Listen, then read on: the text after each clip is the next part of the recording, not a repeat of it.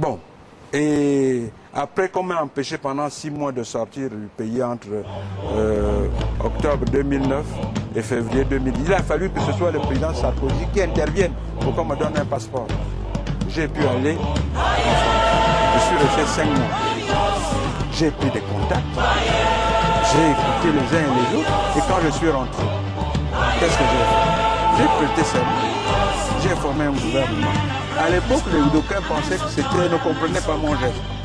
Mais il fallait créer, amplifier la crise. Il fallait que les gens, il fallait pousser le gouvernement à enlever son masque. Pour que les gens puissent se rendre compte de son vrai visage. Après ma prestation de serment, qu'est-ce qui s'est passé? Dissolution de l'Union nationale, suspension des fonctionnaires parce que suspension des salaires des fonctionnaires, on a eu la fermeture de télé, on a eu des mesures d'intimidation. Il y a même eu assassinat d'une femme qui était, des femmes, on a des agressions suivies de mort, des personnes qui faisaient un sitting pacifique devant le PNUD et beaucoup d'autres actions. 6 mois après. Avant, jusqu'en janvier, je crois que jusqu'au 24 janvier 2010, le Raïs Ali était considéré comme un grand démocrate, celui qui change tout. Mais aujourd'hui, il est dans quelle situation? Il est infréquentable. Le Gabon est considéré comme un pays en crise, comme un pays pas démocratique. Ce n'est pas moi qui le dis, ce sont les organisations internationales qui ont pour mission de vérifier ce genre de choses. Aujourd'hui, on parle du Raïs Ali comme l'un des 5 dictateurs au monde. Infréquentable par les chefs d'État. Vous avez vu tout ce qui est tombé sur le président Obama quand il l'a reçu. Donc aujourd'hui, les gens, de plus en plus, découvrent, ont vu le vrai visage du pouvoir émergent. Le vrai visage, c'est-à-dire recul de la démocratie. Tentation monarchisante. Amateurisme. Incompétence. Obsession de confiscation de pouvoir. On manipule la Constitution. On manipule le code électoral, lesquels la Constitution, c'est un acquis de la conférence nationale.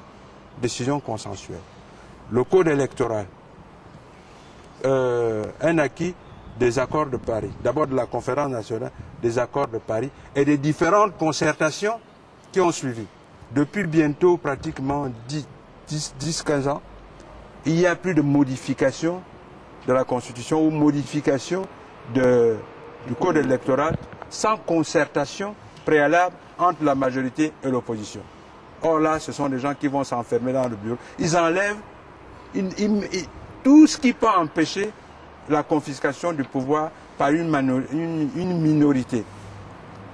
La minorité qui est au pouvoir, qui sait, qui réalise pertinemment qu'elle n'a pas le soutien, alors là, pas du tout de la population.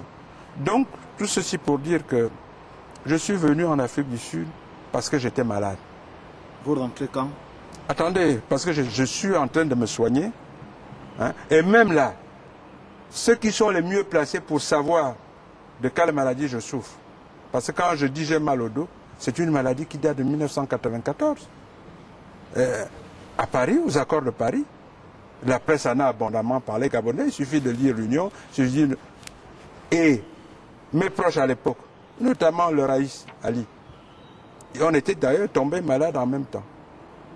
Donc, quand je parle de cette maladie, ils savent, ils savent mieux que quiconque que je traîne cette maladie-là depuis. À l'époque, j'ai essayé de me soigner. Je devais être opéré, j'ai évité l'opération parce qu'on me disait c'est dangereux et tout. Mais j'ai rechuté dernièrement. Au lieu de dire, même quand on devient des adversaires politiques, mais on n'est pas des ennemis. Pourquoi cette haine? On dit non, il fait semblant.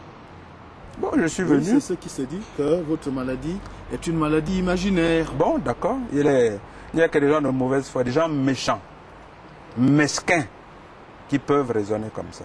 Parce qu'on est tous égaux devant la maladie, devant la mort. Alors, donc, je suis là en train de me soigner. Dieu merci, comme vous avez pu le constater, puisque vous m'avez surpris l'autre jour en pleine rééducation et vous m'avez suivi. Ma santé s'améliore. J'ai mal au dos, j'ai mal aux jambes, mais je n'ai pas mal à la tête. Elle travaille. Alors, je m'apprête, je vais rentrer dans mon pays, intensifier le combat, l'action contre le système PDG. Un système qui ne doit plus être là. Parce qu'on oublie souvent, on dit, oh, on a changé de camp, on a tout. Non. En 2007, qui a prononcé la plus violente des critiques remises en cause du PDG, du système PDG? Son fondateur, le président Bongo, en 2007. Relisez le discours. J'étais une des mains de ce discours. Et moi-même, je sais à la fin ce que le président Bongo me demandait d'écrire. Je vous assure, on a même, parce que c'était une remise en cause terrible, profonde. Et le même président Bongo, sa dernière sortie publique, le 6 janvier 2009, qu'est-ce qu'il a dit? Dieu ne nous a pas donné le droit de faire du Gabon ce que nous sommes en train de faire. Il nous observe, il dit amusez-vous, mais le moment venu, il nous sanctionnera. Monsieur le Président, au regard de tout ce qui précède, comment voyez-vous l'avenir de notre pays, le Gabon? Écoutez, moi je suis optimiste. Je suis optimiste parce que l'histoire ancienne et récente, contemporaine, et récente a montré que lorsqu'un peuple se lève pour dire non à la dictature, à l'arbitraire, ce peuple-là gagne, surtout quand il est uni. Or au Gabon, les Gabonais sont en train de... On voit que la prise de conscience des Gabonais est en train de se renforcer. C'est pourquoi je dis, regardez, je dis au peuple gabonais, le Raïs, Ali et les Saints disent partout qu'ils peuvent faire ce qu'ils veulent. Les Gabonais ne feront rien parce que ce sont des poltrons, parce qu'on les a maraboutés, parce qu'on les a menacés avec les armes. Ils disent qu'ils ne craignent pas le peuple parce qu'ils ont acheté des armes, ils ont acheté du matériel de répression et de maintien de l'ordre. Moi, je dis au peuple gabonais, il faut vous lever. Et comme pour paraphraser le pape Jean-Paul II, peuple du Gabon, lève-toi et marche. Et marche sans crainte. Parce que la victoire, un peuple uni ne sera jamais, jamais vaincu. Alors, arrêtons de bouder dans nos maisons, de ruminer nos déceptions. Il faut vous lever. Levez-vous, marchez. Associez-vous à toutes les initiatives du mouvement, ça suffit comme ça, hein, qui regroupe toutes les forces démocratiques du Gabon. Quant à moi, j'arrive. Et moi j'ai toujours dit, et je le répète, toutes les options sont sur la table. On a commencé doucement, on a d'autres dans l'indifférence.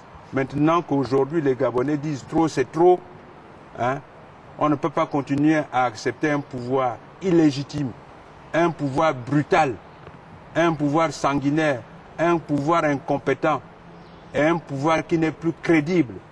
Alors, qu'est-ce que nous avons fait pour mériter ça?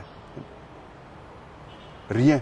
Sauf que Dieu dit à chacun, à travers la voix de Jean-Paul II, lève-toi et marche. Et lorsque nous nous serons levés et que nous marcherons, si ça ne suffit pas, toutes les autres options aussi sont sur la table. Moi j'arrive. Ceux qui veulent vous décourager en disant que j'ai des accords secrets avec X, que je me suis déjà entendu avec Z pour que je m'éloigne du Gabon, ben j'arrive. J'arrive. En attendant, mener le combat qui est là pour libérer notre pays de la monarchie rampante, pour libérer notre pays des forces antidémocratiques. Ces forces qui ne pensent qu'à leurs petits intérêts égoïstes et qui sont très très minoritaires. Donc prenons nos responsabilités, n'ayez plus peur et Dieu nous aidera. Je vous remercie.